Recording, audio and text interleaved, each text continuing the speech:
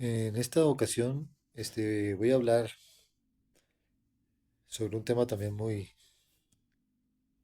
fuerte, que es el engaño de las riquezas que se mencionan en la Biblia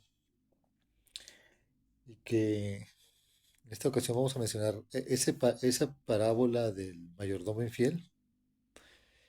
Ustedes saben, se acuerdan, ¿verdad? Cuando Jesús menciona que había un mayordomo que fue reportado con su amo de que estaba robando. Entonces el amo le llama y le dice, oye, pues es que te tengo que correr y pues esto que estás haciendo no está bien. Entonces el mayordomo dice, pues bueno, ¿qué voy a hacer? Y parece como que le da un tiempo el amo y el mayordomo dice, ah, ya sé lo que voy a hacer. Y entonces llama a las personas que le debían a su amo y le pregunta a cada uno, ¿tú cuánto debes? Y le iba rebajando la deuda a cada uno para que estos señores que recibían ese beneficio, pues lo recibieran en su casa, ¿no? Y él tuviera dónde estar y algo para comer. Y en la parábola menciona, ¿verdad? Que el amo dice que alabó al, al, al mayordomo infiel porque actuó sagazmente, actuó con inteligencia. Y termina hablando Jesús una especie como pues de síntesis de este mensaje, ¿no? Donde dice, ustedes hagan amigos por medio de las riquezas injustas, para cuando éstas falten, os reciban en las moradas eternas.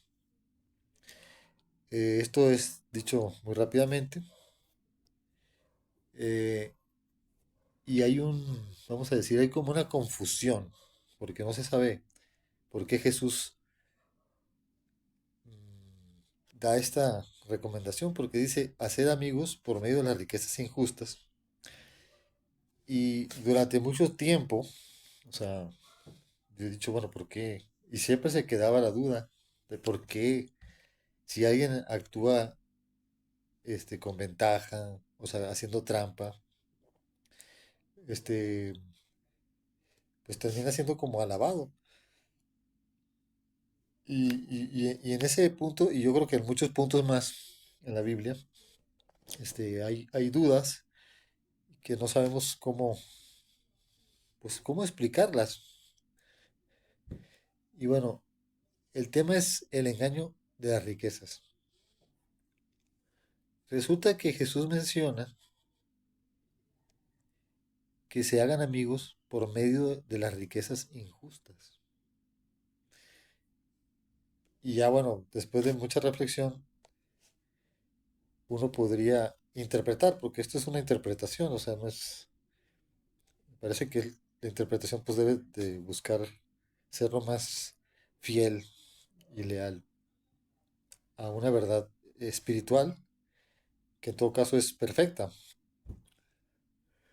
O sea, resulta que Jesús dice esto porque en realidad las riquezas son injustas. O sea, vivimos en el mundo. Incluso hay una parte de la Biblia donde dice que el diablo dice que el mundo le pertenece, todos los principados y todos los poderes que están en el mundo le pertenecen a Satanás. Sí, y luego dice, en otra parte, dice que en el mundo hay tres cosas, los deseos de la carne, los deseos de los ojos y la vanagloria de la vida. No provienen del Padre, sino del mundo. Y el mundo pasa y sus deseos, pero el que hace la voluntad de Dios permanece para siempre. Y esto, aparte de tal vez muchos más versículos, nos hace ver que eh, cuando Jesús dice también, el que es nacido de la carne, carne es, y el que es nacido del espíritu, espíritu es. O sea, nacemos en el mundo y en el mundo hay injusticia, hay corrupción. Y Cristo viene a salvarte de la corrupción. Pero si hay corrupción en el mundo, quiere decir que toda la riqueza del mundo, o la mayor parte de la riqueza que hay en el mundo, es injusta. O sea, lo cual es lógico, o sea, es la verdad. Y podemos encontrar muchos ejemplos, muchísimos ejemplos. No podemos, por ejemplo, si analizamos la economía, en la economía hay muchos enigmas, o sea, porque realmente no sabemos lo que es justo. ¿Cuánto le tienes que pagar a un trabajador? O sea, ¿cuánto tienes que pagar de impuestos? Este, y en todos lados nunca aparece la ley de lo que es correcto, perfecto, pues no, sino que lo que existen son muchas teorías y hay una confusión generalizada y en realidad pues podemos concluir que las riquezas son injustas. Lo vemos en esto de la sociedad, la alta sociedad, que gasta el dinero pues, porque lo tiene fácilmente y lo puede gastar en cosas vanas, en muchos lujos, mientras que mucha gente no tiene que comer.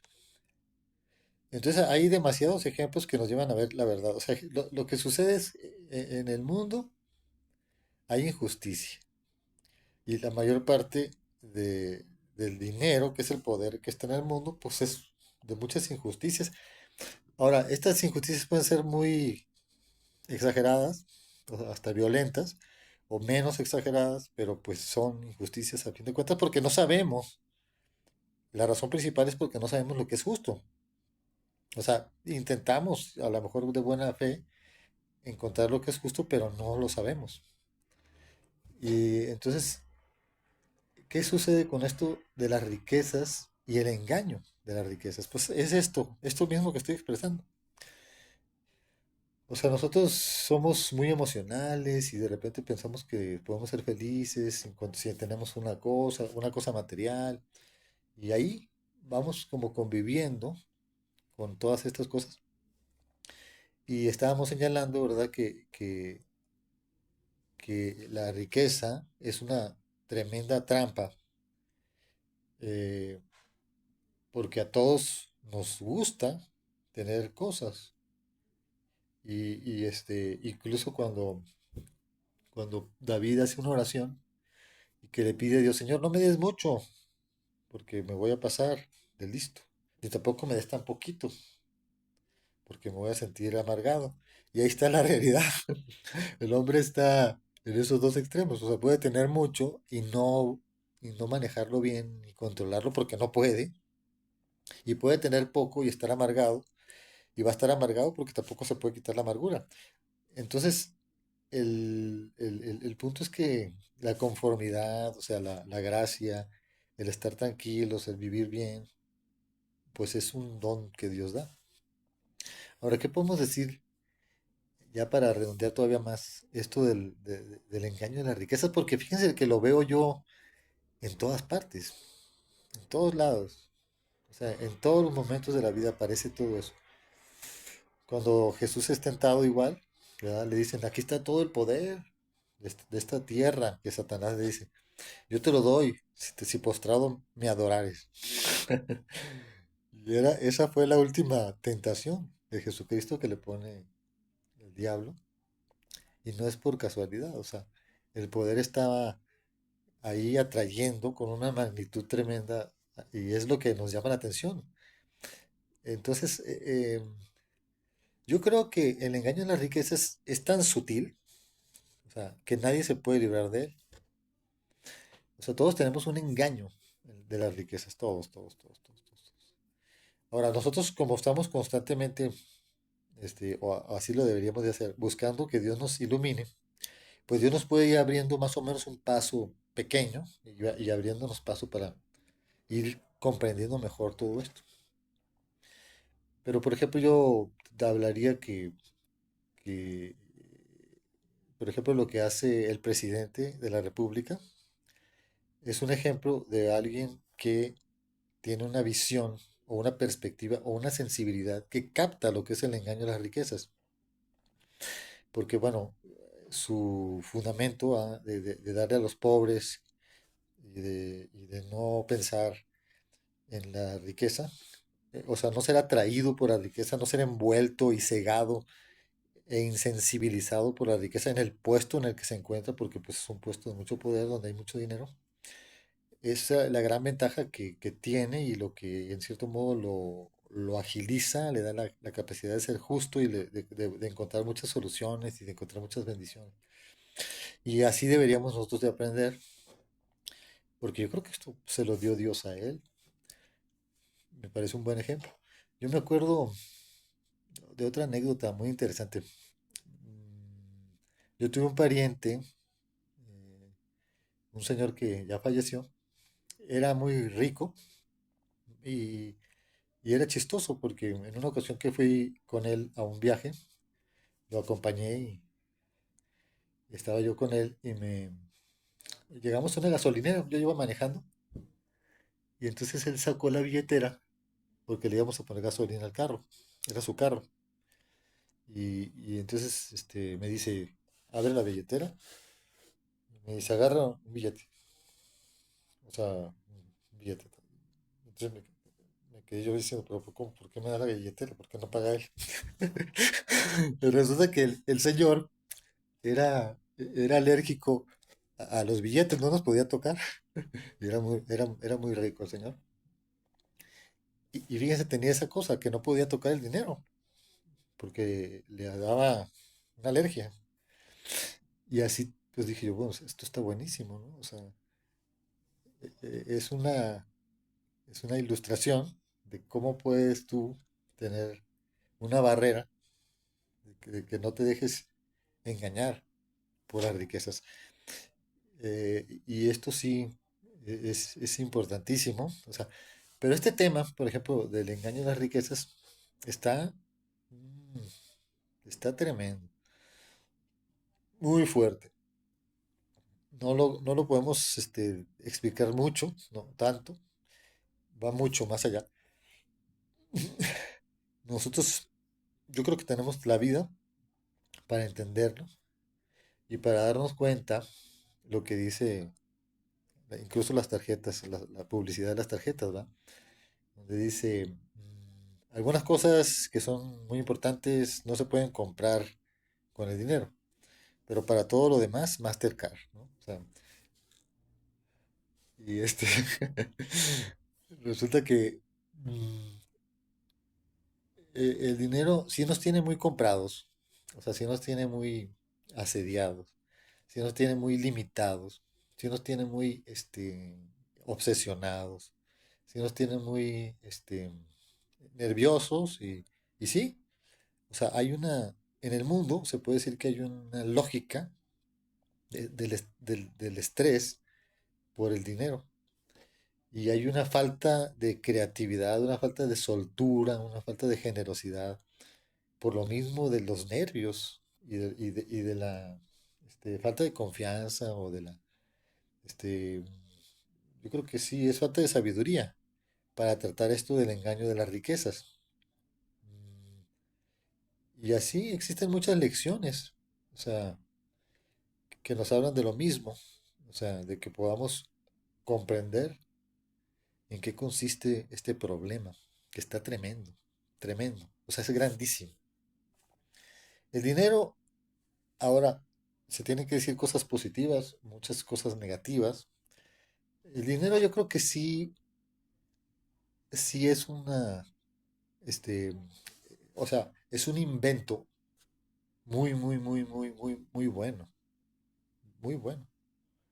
Porque imagínate, pues, ¿qué es lo que sucede, verdad? Si antes se intercambiaban las cosas, porque no había dinero. Ahora con el dinero, pues tú ya puedes llevar el valor a cualquier lugar. O sea, no, el dinero está bien, muy bien. Incluso ahora que hay dinero electrónico, imagínense, pues todavía más, mucho mejor. O sea, que no hay que llevarlo y nada más, pum, ahí está, y ya. O sea, esa es otra cosa todavía mucho más perfecta, o sea, de, de la capacidad de intercambio que hay en el dinero. Pero mm, imagínense ustedes, o sea, también controlar el dinero, que es la forma en que la gente sobrevive, puede causar muchísimas también injusticias. O sea, de tal manera que tú puedes, quitarles casi el oxígeno a alguien si no le das dinero, si se lo cortas, ya lo matas prácticamente. O sea, también es una cosa peligrosa, esa virtualidad del dinero, que ya ni siquiera sean billetes y que tú puedas dirigir hacia dónde van o no. Ese dinero pues está tremendo, es terrible igual, es una arma de dos filos. Entonces,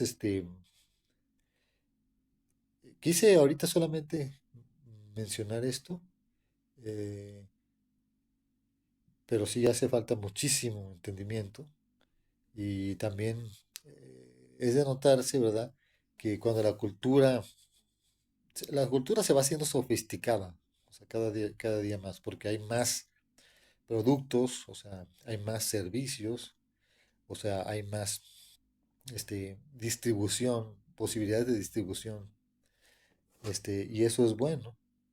Y en eso tenemos que concentrarnos, en que busquemos que la cultura sea más flexible, más maleable y que pueda responder a las virtudes que las personas tienen. Porque es de esperarse, ¿verdad?, que a través de las virtudes las personas tengan sus necesidades solventadas o solventándose.